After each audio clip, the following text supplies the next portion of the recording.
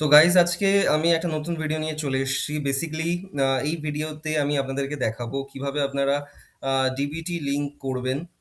কোনো অ্যাকাউন্ট থেকে যদি অন্য কোনো অ্যাকাউন্টে ট্রান্সফার করতে চাইছেন সেটাও করতে পারবেন।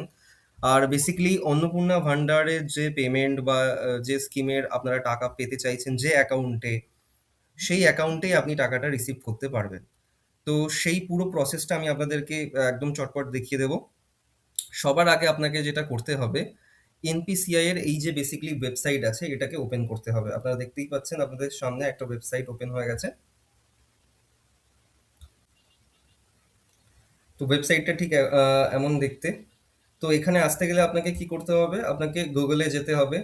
গুগলে এসে আপনি এখানে টাইপ করবেন এনপিসিআই। এনপিসিআই টাইপ করলে ফার্স্ট যে অপশনটা আসছে এখানে আপনি ক্লিক করে দেবেন। তো আপনি অটোমেটিকলি ওয়েবসাইটটাতে ডাইরেক্ট করে দেওয়া হবে আপনাকে। দেন এখানে ওপরে ফার্স্ট একটা কলম থাকবে, আহ, যেখানে এই রোতে লেখা আছে কাস্টমার। কাস্টমারের আন্ডারে এখানে আপনি বড় বড় করে লেখা আছে দেখতে পারবেন, ভারত আধার সিডিং এনেবেলার বেস। তো এখানে ক্লিক করে দিলাম। তো আমাকে একটা নতুন ওয়েবসাইটে নিয়ে যাওয়া হবে যেখান থেকে আমি চেঞ্জেসগুলো করতে পারবো। এই বেসিক্যালি ওয়েবসাইটে কিছু জিনিস আছে, আমি আপনাদেরকে ক্লিয়ারলি বলে দিচ্ছি যাতে আপনাদের সুবিধা হয়। বাঁদিকে আপনি চলে আসুন, বড় বড় করে লেখা আছে NPCI, national payments corporation of India. Aadhaar seeding বা ডিসিডিং এই অপশন থেকে আপনি করতে পারবেন। তার নিচে অপশন আছে অ্যাকাউন্ট ডিটেলস, এখান থেকে আপনি অ্যাকাউন্ট ডিটেলস চেক করতে পারবেন। আধার ম্যাপড স্ট্যাটাস মানে আধারের সাথে কোন ব্যাংক অ্যাকাউন্ট লিঙ্ক আছে এখান থেকেও আপনারা চেক করতে পারবেন। এবং আর একটা অপশন আছে সেটা আমি আপনাদেরকে পরে বলে দেবো। তারপরে আছে আধার ম্যাপিং হিস্ট্রি। আপনি যে কতগুলো অ্যাকাউন্ট লিঙ্ক করেছেন বা কত সালে কোন অ্যাকাউন্টটা লিঙ্ক ছিল, এখন কোন অ্যাকাউন্টটা লিঙ্ক আছে, সেখানে আপনারা সেই হিস্ট্রিটা চেক করতে পারবেন। আর রিকোয়েস্ট স্ট্যাটাস চেক মিনস এক্ষুনি যে আমি কাজটা করব, মানে এখানে অলরেডি সেশন 7 মিনিট পরে বন্ধ হয়ে যাবে।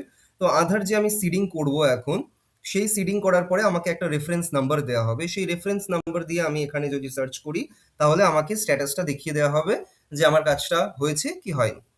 তো চলুন দেখে নেওয়া যাক কিভাবে আপনি চেঞ্জ করবেন অ্যাকাউন্ট নাম্বার। বেসিক্যালি এই ট্যাবটাতে আমি চলে আসলাম। এখানে কিছু অপশনস আছে, আমি আপনাকে যেটা দেখাবো। প্রথমেই যদি আমি সিডিং এ ক্লিক করি, সিডিং মিনস যে আমি কোনো একটা অ্যাকাউন্ট থেকে কোনো একটা অ্যাকাউন্টে লিঙ্ক করতে চাইছি। লিঙ্ক মানেই হচ্ছে সিড করা।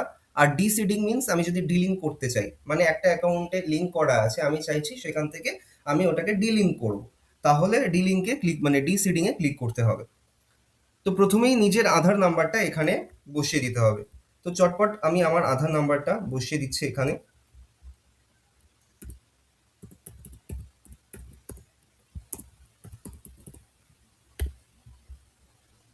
তো তারপরেই এখানে ব্যাংক সিলেক্ট করতে হবে।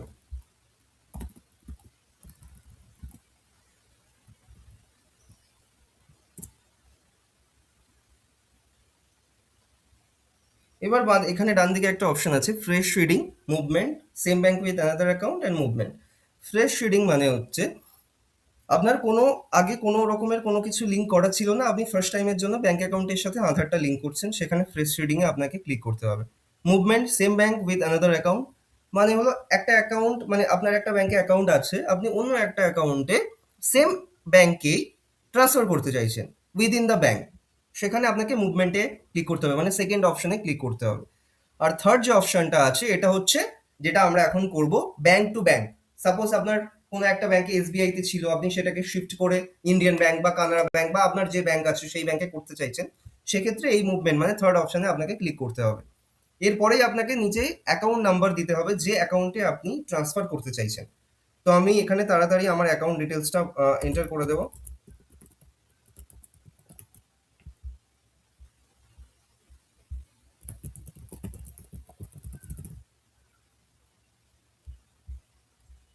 এরপরে আমি basically by submitting my Aadhaar number, এই যে এখানে একটা ডিসক্লেমার আছে এটাকে আপনাকে ওকে করতে হবে। সিলেক্ট করে নিয়েছি, নিয়ে আমি এখানে ওটিপিটা দিয়ে দেব।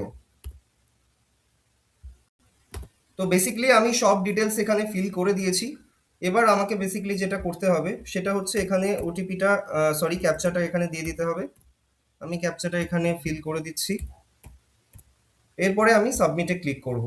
সাবমিট করার পরে এখানে আমাকে, তো গাইজ এখানে ক্লিয়ারলি লেখা আছে যে আমি কোন ব্যাংক থেকে কোন ব্যাংকে চেঞ্জ করছি। আমার বেসিক্যালি এই যে আধারটা আমি দিয়েছি এখানে ইন্ডিয়ান ব্যাংকে লিঙ্ক করা ছিল। তো আমি বেসিক্যালি যেহেতু আপনাদেরকে দেখানোর জন্য এই ভিডিওটা করছি।